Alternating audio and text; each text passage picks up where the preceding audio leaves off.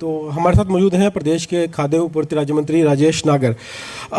Sir, जो आपका विभाग है, क्योंकि सरकार बात करती है गरीब परिवारों की, अंत्योदय परिवारों की, बीपीएल परिवारों की, और ऐसे में जो आपका विभाग है वो सबसे ज़्यादा महत्वपूर्ण हो जाता है, अपने आप में भूमिका बड़ी हो जाती है। लेकिन अगर मैं शुरुआत ही करूं, सबसे बड़ा जो आरोप लगा आपके विभाग के ऊपर कि सरकार जब चुनाव हुए तब बीपीएल कार्ड बना दिए, अब जब सरकार बन गई है तो अब बीपीएल कार्ड काटे जा रहे हैं, लगातार हर महीने हज़ारों बीपीएल कार्ड अब काट रहे हैं। तो ऐसा क्यों सरकार कर रही है कि गरीब लोगों को जो बीपीएल कार्ड बनाए थे उसे अब क्यों काटा जा रहा है? 2024 में जब हमारी सरकार आई, अक्टूबर से लेके 2024 अक्टूबर से लेके और 2025 मार्च तक भी ये इनकी संख्या ज़्यादा हुई, मतलब चुनाव के बाद भी।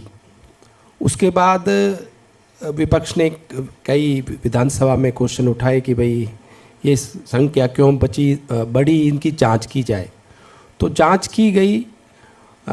जो लोग जिनके पास 1,80,000 से ज़्यादा जिनकी आय थी उनको इससे बाहर किया गया। जो पात्र हैं उनको हक मिलना चाहिए। तो उसी जांच के बाद इसमें जिसके पास 4 व्हीलर है, इनकम टैक्स पेयर है कोई, तो इस तरह से ये जो जांच में पाया गया उस वजह से ये संख्या कम हुई। और इसमें 4 लाख के करीब ऐसे लोग हैं जिन्होंने 1 साल से ज़्यादा समय से कोई भी राशन या कोई भी लाभ नहीं लिया, उनको भी इसमें से हटाया गया है। तो ये जो जांच थी, क्या आपको ऐसा नहीं लगता कि अगर पहले सरकार कर लेती तो सरकार का पैसा भी बचता, उसमें जो लोग गलत तरीके जुड़े हुए थे क्योंकि वो भी सरकारी सेवाओं का लाभ ले रहे थे, उसमें सरकार का पैसा बचता, और जो अब आरोप लग रहे हैं इससे भी सरकार बच जाती? नहीं, पहले भी विपक्ष ने ये उठाया था कि भाई लोगों के बीपीएल कार्ड नहीं बन रहे हैं, उनको बनाने में दिक्कत होती है, और उस वजह से हमने ये बोला था कि भी सेल्फ अटेस्ट करके लोग दे दें कि भाई उनकी आय 1,80,000 है। तो उस समय हमने सेल्फ अटेस्ट करा के जो लिया, तो इस तरह से उनके कार्ड भी हमने बनाए थे। क्योंकि हज़ारों डिपो हैं हरियाणा में जहाँ से गरीब लोग जो है राशन लेते हैं, लेकिन कई बार धांधली भी सामने आती है। आपने खुद कई डिपो पर छापेमारी की, तो वो सिलसिला जो है अभी जारी है छापेमारी। और किस तरह की शिकायतें उस दौरान मिलती हैं कि धांधलीबाजी होती है, लोगों को अनाज नहीं दिया जाता, अनाज आ जाता है पर उन्हें मना कर दिया जाता है कि नहीं अभी आया, नहीं मिला है, ऑनलाइन भी किए गए सिस्टम, लेकिन धांधली तो अभी जारी है, ये तो आप मानते हैं? देखो, हमने जो राशन का जो एक डेट पहले फिक्स नहीं थी कि भाई किस डेट तक राशन मिलेगा, हमने एक डेट फिक्स कर दी। हर महीने के 10 तारीख से पहले सभी राशन डिपोज पे राशन मिलेगा। एक डेट फिक्स होने की वजह से हर महीने उनको उपभोक्ता को ये पता रहता है कि भाई 10 तारीख जो महीने की है उससे पहले उसको राशन मिलेगा। अभी हमने इसको ट्रांसपेरेंसी के लिए नई पॉश मशीनें पूरी जो हमारी आउटडेटेड हो गई थी 2018 के से वो चल रही थी, उनको और डिजिटल कर दिया गया। उनमें 5G की फैसिलिटीज़ दी गई है, और आई का जो है, क्योंकि आई से आपका वेरिफिकेशन हो सके, पहले आप थंब से ही होता था कि तो जो बुजुर्ग लोग थे, वृद्ध लोग थे, उनके दिक्कत आती थी थंब में। तो अब ये कई चेंजेस हमने नए किए हैं और उससे बहुत ट्रांसपेरेंसी आ जाएगी। पिछले कुछ समय में सर हमने देखा कि जब स्टॉक हुआ धान का, उसमें तरह के आरोप भी लगे। विपक्ष की तरफ से आरोप लगाए गए, विपक्ष की तरफ से उसे घोटाले का नाम दिया गया, और उसके बाद आपकी एक बाइट रही। आपने कहा कि इस पूरे मामले को लेकर जितनी सख्त कार्रवाई हो सकती है उतनी सख्त कार्रवाई धरातल पर सुनिश्चित की जाएगी। अब सर निगरानी को लेकर कड़े नियम हैं, और उसके बावजूद भी इतने बड़े स्तर पर विपक्ष की तरफ से जो बात कही जा रही है कि एक सरकार की ये बहुत बड़ी नाकामी रही है। ये इसको घोटाला नहीं कह सकते, अनियमितता कह सकते हैं। इसमें जो भी अधिकारी या जो हमारे पोर्टल पे जिन्होंने इसका मेरी फसल मेरा ब्यौरा पे जो गलत तरीके से अपनी फसल का ब्यौरा दिया, उनके खिलाफ कार्रवाई हुई, कई FIRs भी हुई हैं, कई इसमें हमारे अधिकारी जो इन्वॉल्व थे उनके ऊपर भी हमने FIR की है, सस्पेंड भी किए हैं, चार्जशीट भी की है, और जो भी आगे निकल के आ रहा है उनके खिलाफ हम कार्रवाई करते जा रहे हैं। सर, क्योंकि गरीबों की अगर बात करें, क्योंकि सरकार उसी बात को ज़्यादा उठाती है कि गरीबों के लिए सरकार काम करती है, अंत्योदय की भावना से सरकार काम करती है। लाडो लक्ष्मी शुरू की गई है हरियाणा में, महिलाओं को लाभ उसका दिया जा रहा है, लेकिन विपक्ष का ये आरोप रहता है कि जो घोषणा की थी तब तो ये कहा गया था कि सब महिलाओं को देंगे, लेकिन अब जो 1 लाख की शर्त लगा दी गई, वो शर्त क्यों लगाई गई, बाकी महिलाओं को क्यों लाभ नहीं दिया जा रहा।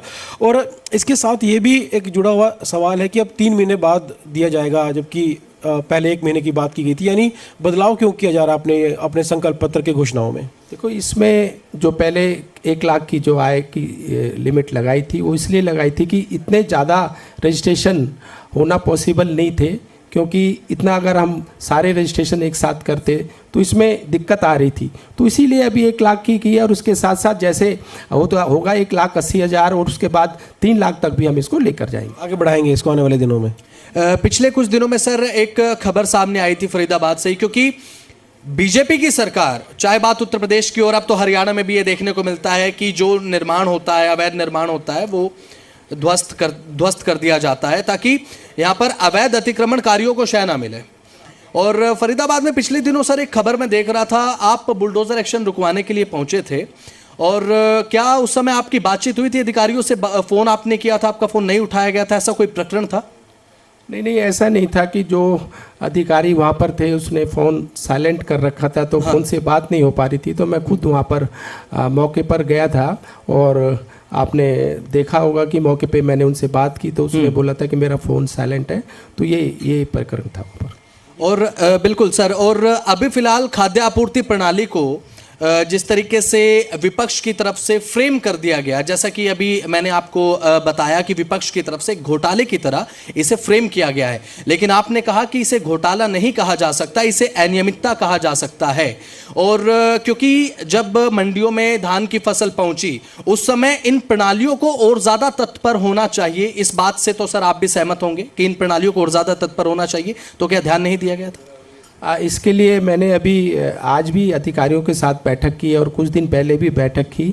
हम एक इस तरह का एक सॉफ्टवेयर डेवलप करने जा रहे हैं जिससे इस तरह की जो गड़बड़ियाँ या कमियाँ आती हैं वो आगे ना आए। तो इसलिए हमने इसके लिए एक सारी बैठक में अपने अधिकारी और जो भी इसमें एजेंसीज़ हैं उनको टेंडर के लिए बुलाया कि भाई इसमें एक सॉफ्टवेयर डेवलप किया जाए जिससे कि जहाँ से धान निकलता है उसके बाद जब मंडी में आता है और उसके बाद मंडी के बाद उसकी पेमेंट होती है, गेट पास बनता है और आड़ती के पास जाता है, तो सारी चीज़ें डिजिटल हो और कोई भी इस तरह की आगे गड़बड़ ना हो। और इसके लिए हम जल्दी इसके लिए नया एक सॉफ्टवेयर डेवलप करने जा रहे हैं। सर, अगर एक राजनीति की बात करें तो जो वोट चोरी का मुद्दा है, कांग्रेस लगातार अब भी उठा रही है, प्रदेश में प्रदर्शन भी हो रहे हैं और शीतकालीन सत्र शुरू हो रहा है, उसमें भी ये मुद्दा उठाया जाएगा। यहाँ तक कि कांग्रेस जो अविश्वास प्रस्ताव लाने की बात अब कर रही है, तो इस मुद्दे को इतना ज़ोरदार तरीके से कांग्रेस उठा रही है, कोई दम लगता है इस मुद्दे में आपको कि क्योंकि राष्ट्रीय स्तर पर ये मुद्दा उठाया जा रहा है? देखो, कांग्रेस के पास कोई मुद्दे हैं नहीं, चाहे हम बिहार की बात करें या हरियाणा की बात करें, किस तरह से सरकार हमारी काम कर रही है। हमारे मुख्यमंत्री श्री नायब सैनी जी जिस तरह से तीसरी बार हरियाणा का अगर इतिहास उठा के देखें, कोई भी सरकार तीसरी बार हरियाणा में नहीं आई है, तो जनता ने जो विश्वास हम पर दिखाया है, जताया है, उसी विश्वास पर हम तीसरी बार आए हैं। और जो विज़न लेकर हमारे मुख्यमंत्री जी आए हैं, जो एक उन्होंने सोच जो रखी है कि भी गरीबों को गरीबी का हक मिले, हरियाणा विकास के रास्ते पे बढ़े, और जो विकास हुए हैं आपको पता भी है किस तरह के हरियाणा में ये 10 साल की बात करें 2014 से आज 11 साल के करीब हो गए हैं, जो विकास हुए किसी से छुपे भी नहीं है। बिल्कुल सर। नागर साहब, सवाल मेरा आपसे ये है, क्योंकि अब कल से विधानसभा का शीतकालीन सत्र भी देखने को मिलेगा, उसमें विपक्ष की तरफ से तमाम जो मुद्दे हैं वो उठाए जाएंगे, और भूपेंद्र सिंह हुड्डा की तरफ से ये बात कही गई है कि नो कॉन्फिडेंस मोशन हम सरकार के खिलाफ लेकर आएंगे क्योंकि सरकार में अब पब्लिक का भरोसा बचा नहीं है। लेकिन आपकी तरफ से ये बात कहकर डिफेंड किया जाता है कि तीसरा टर्म अभी तक किसी को नहीं मिला, अगर ऐसा होता तो तीसरे टर्म में बीजेपी रिपीट नहीं होती, ये बात आपकी तरफ से कही जाती है। लेकिन अब की बार धान को लेकर जो तमाम मुद्दे यहां पर विपक्ष की तरफ से बताए जा रहे हैं, क्योंकि आम आदमी पार्टी की तरफ से अनुराग ढांडा भी ये कहते हुए नजर आए थे कि धान घोटाला हरियाणा में हुआ है। कांग्रेस की तरफ से भी ये बात कही गई थी। इसे लेकर, क्योंकि सर आपके कंधों पर जिम्मेदारी सरकार की तरफ से बहुत ज्यादा रहने वाली है, इस विधानसभा के शीतकालीन सत्र को लेकर बात कर रहा हूं। नहीं, मैंने आपको अभी पहले भी बताया है, घोटाला नहीं अनियमितता है, और इसमें जो भी लोग थे उनके खिलाफ कार्रवाई की गई है। एफआईआर भी हुई है, चार्जशीट भी हुई है, सस्पेंड भी हुए हैं, और अभी जांच चल रही है, और जो भी और इसमें इन्वॉल्व होंगे उनके खिलाफ भी कार्रवाई होगी। सवाल यही बार बार जहन में आता है कि जब सरकार पोर्टल्स पर इतना खर्चा कर रही है, इतने मैन पावर लगा रखी है, पोर्टल बनाए जा रहे हैं, सब कुछ डिजिटल किया जा रहा है, तो फिर ये जो घोटाले वाली बात है कहाँ से आ जाती है? कहाँ सब सारे सिस्टम को हैक किया जाता है कि गेट पास गलत तरीके से कट रहे हैं, जो खरीद का डाटा आ रहा है वो गलत तरीके से आ रहा है, क्योंकि आपका विभाग भी खरीद करता है मंडियों में, तो ये क्रैक कहाँ हो जाता है सिस्टम?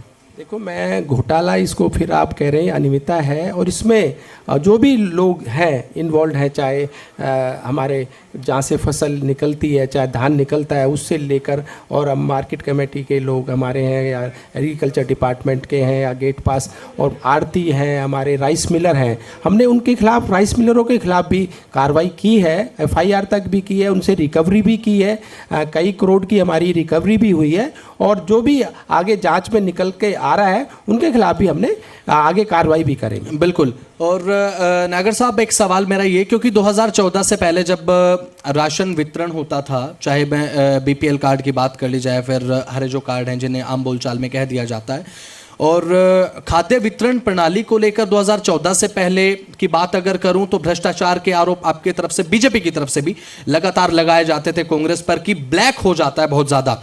लेकिन उसके बाद आपने इस पूरे कार्यक्रम को, खाद्य वितरण के पूरे प्रक्रिया को, प्रोसेस को आपने टेक्नोलॉजी के साथ जोड़ने का काम किया है। उसके बाद नो डाउट कि इस चीज को लेकर जो काला बाजारी होती थी उस पर लगाम तो लगी है। यह बात धरातल पर आज के समय में जनता भी फील कर रही है।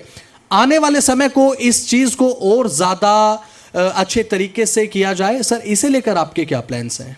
मैंने बताया ना कि अभी हमारी जो मशीन्स थी, पॉश मशीन थी, उनका नए टेंडर हो गए हैं, और वो लेटेस्ट मशीन है, उसमें बहुत ज़्यादा एडवांस 5G वगैरह और कई चीज़ों को, नई टेक्नोलॉजी को ऐड किया गया है, और उससे बहुत कुछ ज़्यादा जो पहले जो गड़बड़े होती थी उन पे रोक लगेगी। उन पे हम और आगे भी हम उस तरह की कि भाई मॉनिटरिंग हमारी होती रहे, महीने में 2 बार 3 बार हमने DFSCs को, अपने AFSO को, DFSOs को, इंस्पेक्टर्स को लगाया कि हर इंस्पेक्टर 4 अपने इलाके में, डिपो में, महीने में, एक हफ्ते में 1 बार जाएगा और महीने में 4 बार जाएगा, जिससे कोई गड़बड़ होती है, कोई शिकायत आती है तो उसको तुरंत उसके खिलाफ कार्रवाई करे। चाहे हमने टाइमिंग्स की बात हो, जगह जगह जो हमारे डिपोज हैं 9000 से ज़्यादा के करीब, उन पे बोर्डों की बात हो लगाने की भी, उनमें कंप्लेंट के लिए आप अगर इस पे नंबर पे कांटेक्ट कर सकते हैं। चाहे टाइमिंग की बात हो, गर्मी के समर्स की या विंटर्स की टाइमिंग्स की बात हो, वो सब कुछ हमने वो डिजिटल किया गया है। और उसके अलावा जो हमने टाइम, मैंने पहले भी बताया कि एक डेट फिक्स कर दी कि भी 10 महीने, हर महीने की 10 तारीख से पहले राशन मिलेगा। जो पहले ये तरह की डेट है, कोई फिक्स नहीं थी कि पूरे महीने में कभी भी राशन मिल सकता था। इससे बहुत काफ़ी चेंज आया है, जो हम और हमारे मुख्यमंत्री जी चाहते हैं कि हमारे गरीबों को पूरा हक मिले, समय पे मिले, और उनको उसके लिए धक्के ना खाने पड़े, चक्कर ना काटने पड़े डिपो होल्डर्स के पास। बिल्कुल। और जब हम राजेश नागर जी को सुनते हैं तो एक बात हमेशा सुनते हैं कि गरीबों का हक नहीं मरना चाहिए। भले ही अगर कोई पूरे तरीके से काबिल है, वो अपनी रोजी रोटी कमा सकता है, लेकिन बीपीएल परिवारों में वो लोग शामिल होने चाहिए जो उसके लायक हों, यानी कि जो आर्थिक तौर पर बहुत ज़्यादा मजबूत ना हो। ऐसे परिवारों को उनका हक देने की एक कवायद बीजेपी की रहती है और नागर साहब की भी रहती है। और इस बात में तो देखिए कोई दो मत दो राय है नहीं कि गरीब परिवारों को उनका हक देने का काम किया है, और जो नाजायज़ बीपीएल कार्ड थे उनको काट कर बल्कि गरीबों तक आपने उनका हक पहुंचाने का काम किया है। और इस चीज़ को लेकर सर मैं आपसे एक जवाब सुनिश्चित करना चाहता हूँ, आपकी जवाबदेही इसमें सुनिश्चित होनी भी चाहिए कि हरियाणा में जो गरीबी रेखा के नीचे परिवार हैं उनके लिए आने वाले समय में इस पूरी प्रक्रिया को सरल बनाने के लिए राजेश नागर जी का प्लान क्या है और क्या उनका एक रोड मैप रहेगा कि गरीबों को यह सुनिश्चित किया जा सके, आप परवाह मत कीजिए, सरकार में हम बैठे हैं, आपका हक आपको जरूर मिलेगा। देखो, मैंने पहले भी कहा, गरीब जो भी पात्र है उसको उसका हक मिलना चाहिए, और जो पात्र नहीं है उसको जो भी सुविधाएं, लाभ हैं, जो भी योजना है, उनका खुद ही सरेंडर कर देना चाहिए। कि अगर किसी ने कोई और लाभ लेने के लिए, कई बार नौकरियों में आरक्षण लेने के लिए लोग कार्ड बना लेते हैं, या कोई और लाभ लेने के लिए कार्ड बना लेते हैं। कई लोग, जैसे मैंने बताया, 4 लाख से ज़्यादा के जो उपभोक्ता हैं हमारे, वो उन्होंने आज तक कोई भी लाभ नहीं लिए। तो इस तरह के जो भी लोग हैं उनको खुद ही वॉलंटरीली अपना सरेंडर कर देना चाहिए, जिससे जो गरीब हैं उनको उनका पूरा हक मिले, उनका जो पात्र हैं उनको पूरा उनका हक मिले। जी, अगर आपके इलाके की बात करें, एनसीआर इलाके से आप आते हैं, गुरुग्राम, फरीदाबाद, और एक्यूआई का मुद्दा जो है वो बहुत बड़ा इस समय बना हुआ है। एयर पोल्यूशन, वायु प्रदूषण इतना बढ़ा हुआ है, एक्यूआई इतना ज़्यादा आ रहा है और कंट्रोल सरकार उसको नहीं कर पा रही है। तमाम कोशिश करने के बाद भी, तो आप मानते हैं कि सरकार की लापरवाही है कि एक्यूआई कंट्रोल नहीं हुआ और लगातार बढ़ता जा रहा है। अनियंत्रित समय जो वायु प्रदूषण है वो एनसीआर इलाके में हो चुका है। तो सरकार किस तरह से इसको कंट्रोल करने की कोशिश कर रही है? देखो, अगर मैं फरीदाबाद की बात करूं या एनसीआर की बात करूं, एक तो कंस्ट्रक्शन जो यहाँ पर चल रही है, बहुत पहले से चल रही है, उसकी वजह से भी ये पोल्यूशन का लेवल बढ़ता है। चाहे व्हीकल्स की बात करें, गाड़ियों की बात करें, एनसीआर में अगर हम बात करें और कंपेटिवली दूसरे सिटीज़ के, टाउन्स के को कंपेयर करते हुए, तो यहाँ पर व्हीकल्स भी बहुत ज़्यादा है। और इंडस्ट्री की बात करें तो अगर इंडस्ट्री भी अगर है तो हमारे एनसीआर में और जगह के कंपेटिवली बहुत ज़्यादा है। तो ये एक मेन रीज़न भी रहा है कि भाई यहाँ पर एनसीआर में पोल्यूशन का लेवल ज़्यादा रहता है। बिल्कुल। तो नागर साहब, आपके बारे में सुना था कि बड़ी बेबाकी के साथ आप जवाब देते हैं और वो आज देखा भी। एक बार जोरदार तालियां राजेश नागर जी के लिए। बड़ी बेबाकी के साथ तमाम सवालों का जवाब देते हुए नजर आए, किसी भी सवाल को टका आपने नहीं किया और बड़ी बेबाकी के साथ सर सवालों का जवाब आपने दिया। बहुत बहुत शुक्रिया सर आपका। ओवर टू यू प्रिया। राजेश नागर जी, आप हमारे साथ जुड़े उसके लिए बहुत बहुत शुक्रिया। मैं जी दिल्ली एनसीआर हरियाणा के एडिटर विनोद लांबा जी से गुजारिश करूंगी वो मंच पर आएं और सम्मानित करें। मैं सभी से गुजारिश करूंगी एक बार जोरदार तालियां बजाएं और इसी तरीके से लगातार इस मंच पर वार्तालाप का सिलसिला जारी रहेगा।